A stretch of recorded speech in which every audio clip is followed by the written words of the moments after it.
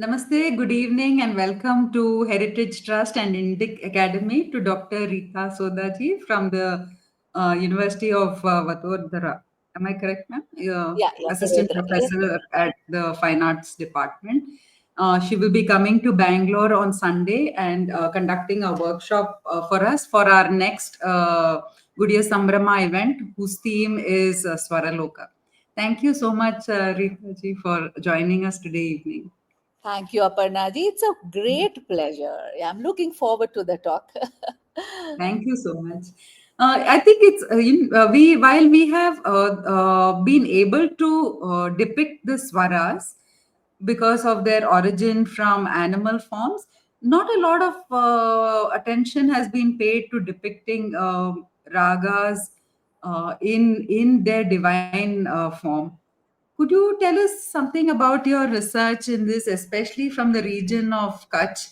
There's a manuscript of miniature paintings, and it's so amazing that ragas, raginis, and even their Putras. putras Yeah, have been depicted. That's so amazing. How did yeah. that come about?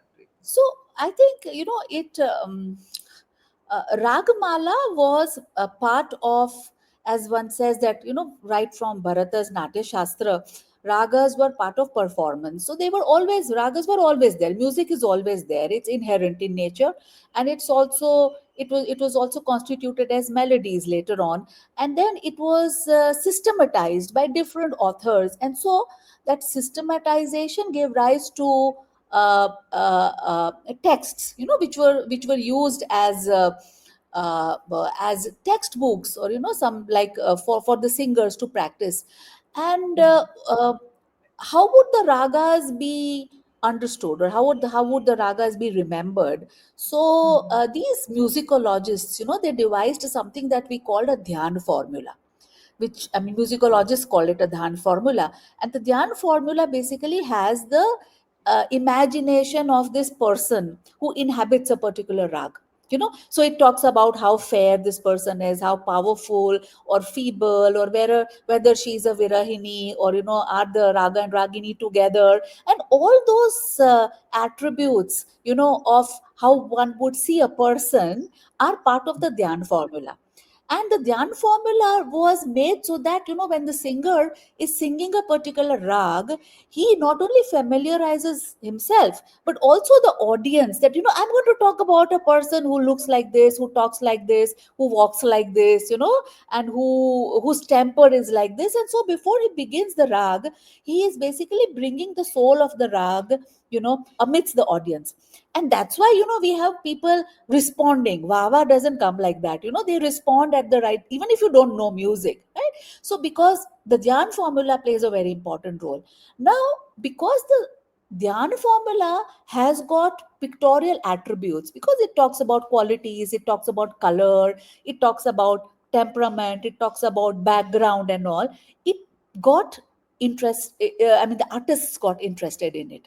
Otherwise, rag is very abstract, right? An artist cannot respond to a rag just like that. But the dhyana prayers, talked about them as people, as women, as putras, and they were found in texts. And so the artists took these formulas, wrote them on top of the miniature painting and painted a pictorial parallel.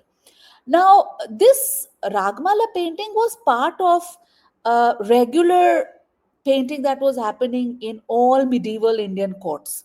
Just as, the king would patronize a Ramayana or a Bhagavad Puran, or a Gita Govinda or a Rasika Priya or a Rasamanjari, Ragmala texts also became patronized.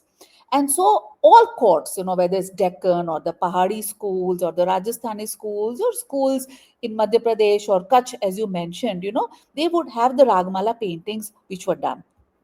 Now, just as music, I mean, when somebody is singing a rag, we know that it's a Bhairavi.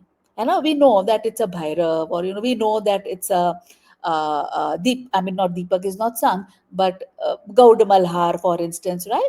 Now, even the singer, doesn't sing Bhairavi in the same manner 10 times when he sings it, right? He is going to be different, right? But still we recognize the rag. Now that's because it has a spectrum, and within that spectrum, variations are possible. Similarly, within the spectrum, the artists painted these ragas and raginis and ragaputras so that they don't look the same, but they look quite similar. And hence, these iconographies kind of got established while the practice was happening.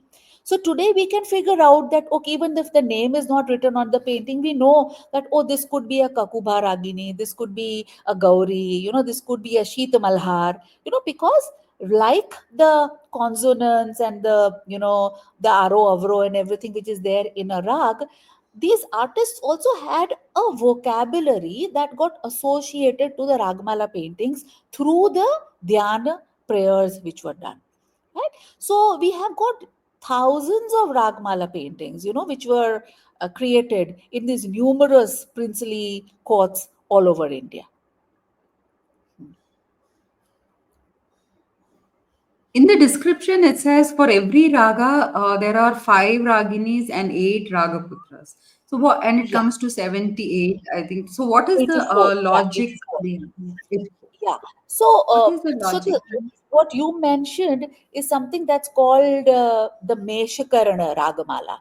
So Meshakarana is also called Shemakarana, and he lived in the 16th century, and he was a musicologist actually, and he wrote a text. Okay. Now it's very interesting that we talk about the ragas right from Bharata's Natya Shastra, which actually does not have a date, but it's a very early date, right? And ragas from that early period to the 16th century or the 15th century would have increased so many times. So by the time I think Shemakarana started writing about a text, there were so many rags, and earlier authors had already talked about a system: five ragas, six raginis, or six ragas, six raginis, or six ragas, seven raginis. So how does he accommodate everything? I think that was his ingenious and a couple of others ingenious trick to also add ragaputras. Ki chalo, now I can, there are so many ragas, that now we can talk about a family as ragas, raginis, and the ragaputras. But it's interesting that artists so Meshakarana Ragamala as a text and as a family of 84 raga, ragini, ragaputra is only popular in the Pahadi schools of painting. So you don't find 84 ragas in Rajasthan. Sometimes you find them in Deccan, but very, very rarely you find 84, in Rajasthan. What happens in Rajasthan, especially, is what scholars call the painter's system. So what is a painter's system? That there are six ragas and each has got five raginis, and six ragas and six raginis. I'm sorry, 36. So they are saying that, unfortunately, we can't find a text to which we can trace these ragas. But this as a family is very, very popular where paintings are concerned. So we can't give it the name of the musicologist because we don't know which musicologist constituted this family. So we call that system a painter's system, you know. And then there is a Hanuman's system also that scholars talk about, and he is a mythical musicologist. We don't know who he was, we don't know what text he wrote, but later musicologists refer to him that this comes from Hanuman. So we basically have these three large systems: painter system, Hanuman system, and the Meshakarana system, which artists follow, for their work. But none of these are followed by musicians. They have nothing to do. So it's very interesting that, the moment an artist starts painting, after the Dhyan formula is taken, there is no commonality between the practice and the painting. Hmm? A lot of times musicians don't even know that there are ragmalas which are existing, because they don't have anything in common, after the Dhyan formula. Right. Actually, one analogy, which comes to my mind was about a musician was talking about how Hindi films, when in the times when there was no live filming, they used to take the musicians and the music director to the cinema theater, and he would Right. see the film without any sound, and he had to compose the Okay. music. Okay. I think So that's his why they music, call it background score, no? That it is correct, yeah, already filmed. Yeah, it is already filmed, and then you are composing music, to the film, correct. right? Yeah. And a lot of these earlier actors and actresses, they were all singers, they had to be singers Yes. because you didn't have a background uh, technology, So do score you that think was the possible. impact is more because they actually had something visual to inspire their music? So if the musicians actually were inspired by the Dhyana Shloka and by the paintings, would their music be different? I have my doubts whether the musicians ever saw the paintings because the music karkhana or the atelier in a court, the dance atelier, the painting atelier, they would all be independently working. Now, I won't Mm, say that they would not know of each other because there are number of uh, uh, 18th century ragamalas which actually show musicians performing within the painting, mm, right? Ragmala paintings we usually talk about, earliest Ragmala paintings would be about 17th century or late mm, 16th century. We don't find many Ragmala paintings earlier than that. So from if we talk about it from 16th century to the 18th century, a good 200 years, they evolve, mm, right, within the same iconographic formats, and we see the mm, inclusion of practitioners, yeah, within the mm, painting. And scholars have actually done studies, and they have recognized these practitioners that, oh, this mm. practitioner would be so and so in the Udaipur court or so Okay. and so from the Okay. Jaipur court, right? So one cannot Mhm. say that musicians and painters were completely not aware of each other.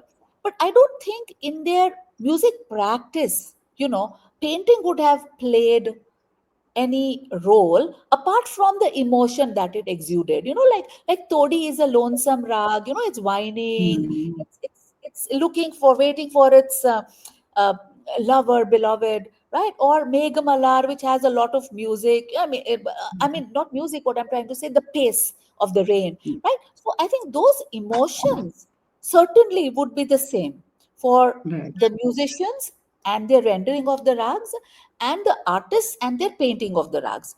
And I think that was the commonality that was shared by the Dhyan formula, Mhm. the Dhyan So, prayer. were the Dhyan formulas based on the rasa theory by any chance? Is there Oh, any yes, evidence on that? absolutely. I mean, I think Ragmala paintings, that's why, they are at a beautiful intersection of music, of poetry, of aesthetics, of painting, and the living culture of the court.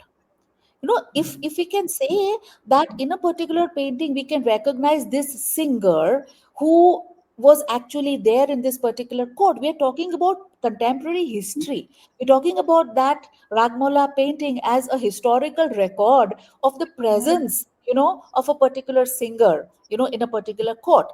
So certainly, I mean, all traditions, rasas, naikas, nayakas, all the naika bhed, nuances of music, nuances of technology, and the evolving tradition of painting. I think Ragmala represents or showcases most of these.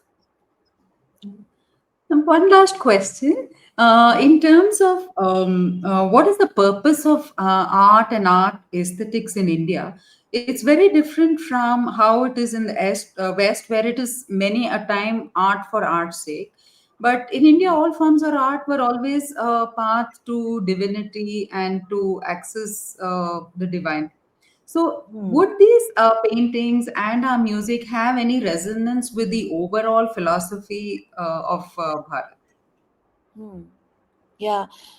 Uh, How is that directly connected? Yeah, I would kind of, I think I would take the middle path because, I would either disagree or completely agree because most of these texts, like we know the Khajuraho reliefs, most of these texts like Rasik Priya, like Geet Govind, when they are, uh, painted in the courts, I don't see any divine association with it. It's the artist's work. It's the artist's work. The artist is enjoying. I don't think, because see, the artist takes a lot of freedom. For instance, a lot of nayakas, in like Meghmalar, it's a rag, right? Meghmalar is a rag, and one can say it's a nayaka. The artist will represent this nayaka as Krishna, Mm, but he's not praying to this character. Krishna becomes a character. He becomes an actor, for artists, whereby Rama is never shown as Meghmalar, for instance, right? Because Megh is a very festive rag. And you only see mm, Krishna doing the kind of things that we would associate with Megh. Ram would be more pacified, more composed, and things like that. So, mm, a lot of artistic freedom. Uh, Artists asserted that, and I don't see that they had any kind of divine element. It just emanates. Like Geet Govind is sung in the temples, that's fine, but when they are painted, nobody looked at them and prayed, right? You see very, very overt depictions, between Radha and Krishna. But I, I think it just talked about the. It just talks about the. I'm sorry about this. It just talks about the artistic freedom, that the artists would take. They were not used as pictures, which were to be kept in temples and things like that. mm. I think even in the darshanas, it is mentioned that the first few darshanas, Sankhya, Yoga, did not actually have very specific deity figures. It was more of like an individual Purusha and the Shakti, Shiva, but it was more of an energetic expression rather Yeah. than divine I interpretation. agree. I agree, because I think that's what Indian philosophy is all about. That it talks about Shakti, whether that Shakti is a Durga for you or a Ambika for you, it's entirely up to you. It talks about energy, it talks about a philosophy. If you want to insert, your deities, it gives you that flexibility, but it doesn't tie you down. It talks about it has an argument, so it takes a ground, and it says that, well, we are situated on this ground, and this is what our argument is. And that argument is open enough, because see, most of our philosophies pay a lot of attention to debate. Many philosophies are born out of debate. That's why we have, इनका मत ये है, ये scholar का मत ये है, right? We talk about mat. So we are not talking about a philosophy. We are saying according to this person, because this person has so many variables and things like that, this person comes to this particular mat. So I think that kind of openness has been part of the medieval culture, especially in paintings. I do see that freedom a lot. A lot, yeah. Paintings, it could be architecture, it could be sculptural programming on architecture. Artistic freedom was very, very important. And I think artists probably, we can't say that there was never politics. Politics has been there ever Mm, since life was there, right? So I think artists probably negotiated. They mm, navigated their way so that, they are politically correct. At the same time, they do exactly what, you know, they want to express. Yeah, yeah. Because Ragamala, or like Geet Govind is a very interesting example. There are so many paintings done in so many schools. There you see beauty, awe. You don't see divinity in it. I don't think the mm. artist was set about to do that, Yeah, I because think by the outcome might have been something divine because it's so beautiful. possibly, we can read extreme beauty as a divine experience. That's Mm, absolutely fine. But they were not meant to be revered. The way, a Krishna chhabi is to be revered in your temple or somewhere. Here Krishna is a character. He's just a character, and the Krishna Leela gives you the option to kind of manipulate that character in whatever way you want to. And that artistic freedom was allowed, and it gave rise to so many beautiful works. Mm. thank you so much. You're going to have a workshop at Chalet in South Bangalore on Sunday, June 15th. Could you tell the audience a bit about just not give away your what you're going to do, but just a jhalak into what they can Okay. look forward? Yeah. So I've already given away a lot, but anyways, but I'm going to show numerous paintings.